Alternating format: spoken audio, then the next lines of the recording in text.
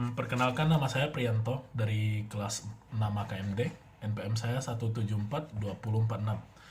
Jadi di sini saya hari ini akan membagi hasil UTS yang saya kerjakan di mata kuliah Etika Profesi, di mana mata kuliah ini ada dua kasus. Kasus pertama, soalnya saya tidak bacakan karena sangat panjang, akan butuh waktu yang lama. Jadi saya bacakan langsung hasil jawaban saya. Pada case pertama, discuss and explain the fundamental principle of each case. Jadi di sini kita harus menjelaskan prinsip fundamental yang ada di bagian atas paling soal ya. Jadi dalam kasus ini, di sini si Rick yang berfungsi sebagai controller ini udah melanggar banyak prinsip fundamental. Ya ada beberapa, yaitu salah satu saya akan bacakan beberapa. Yang pertama itu prinsip integritas. Di sana Rick itu harusnya dia bersikap jujur ya, bukannya membantu presiden atau memikirkan bahwa itu adalah presiden dia dan dia harus menuruti. Sebenarnya sebagai controller dia harus bersikap jujur dan melakukan apa yang menurut dia benar. Kemudian yang kedua, objektivitas itu adalah Rick harus bersikap objektif tanpa memikirkan kepentingan, seperti yang saya katakan tadi ya. Karena Rick itu merupakan seorang profesional, dia adalah controller yang profesional. Jadi di sini dia harus bersikap adil, tidak berpihak, jujur, bebas dari kepentingan. Maksudnya ya seperti yang saya katakan, tidak mementingkan bahwa dia itu bosnya. Yang ketiga, profesionalisme. Rick itu harus konsisten dalam melaksanakan tugasnya sebagai sebuah controller. Dia harus laksanakan tugas dengan baik ya. Jadi maksudnya dia harus menjauhi tindakan yang merugikan perusahaan ataupun menguntungkan perorangan gitu.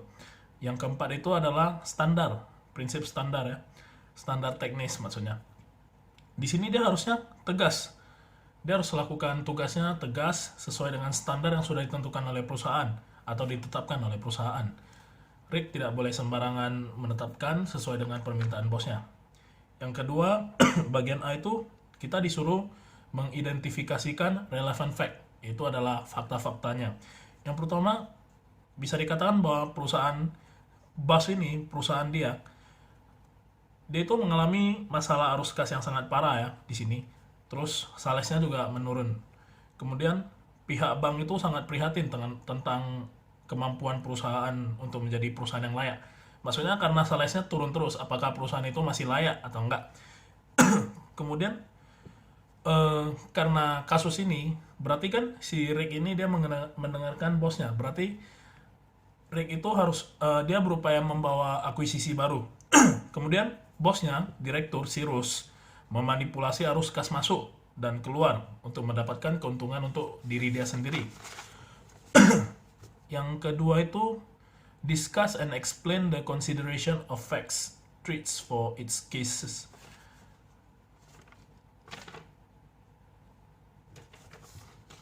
Sebentar ya.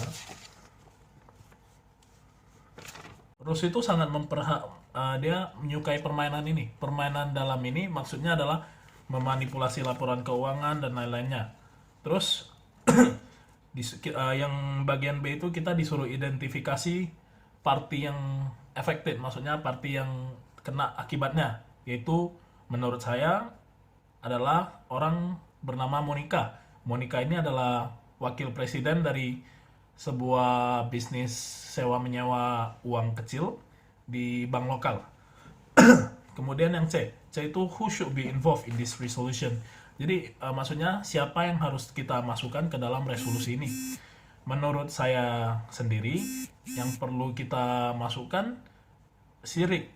Kenapa dia? Karena sekarang Rick di sini itu controller dan dia sebenarnya memiliki hak untuk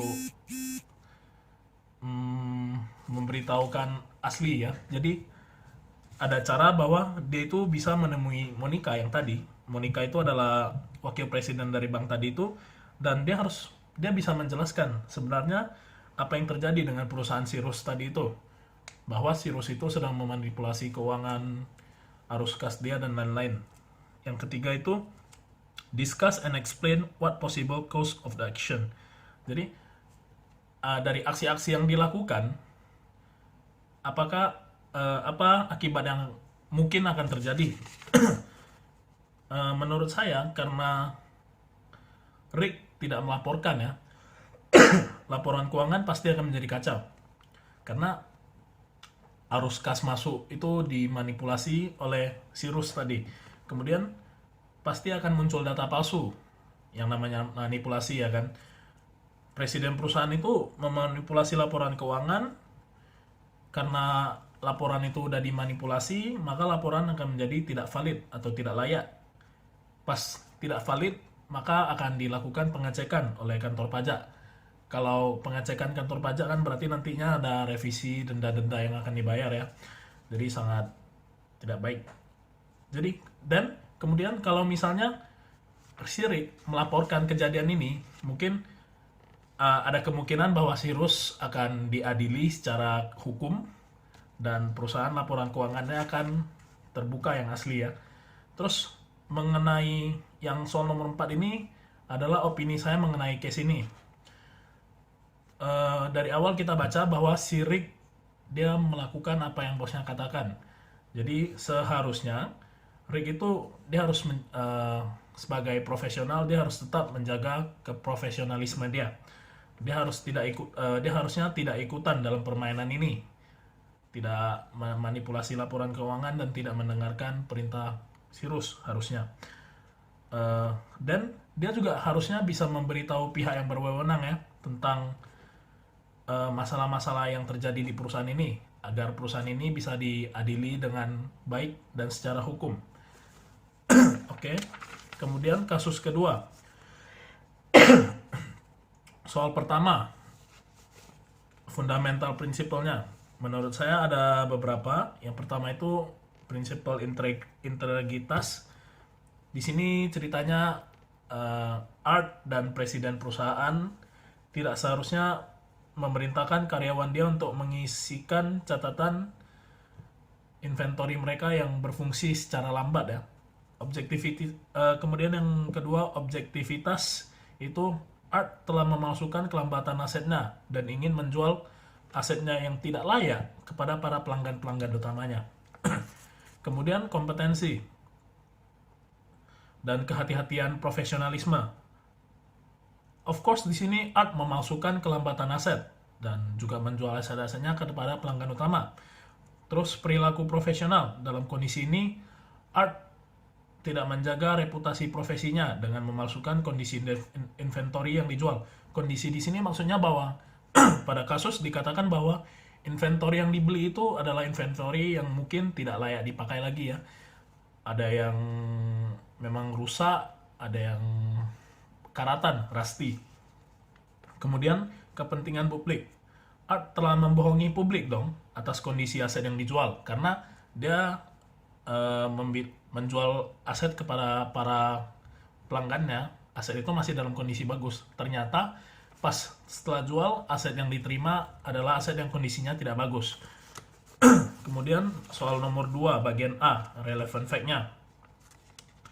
Karena pencatatan aset tadi udah dipalsukan dan juga aset-aset yang dipalsukan kondisinya telah dijual, maka pelanggan atau publik telah dibohongi nih.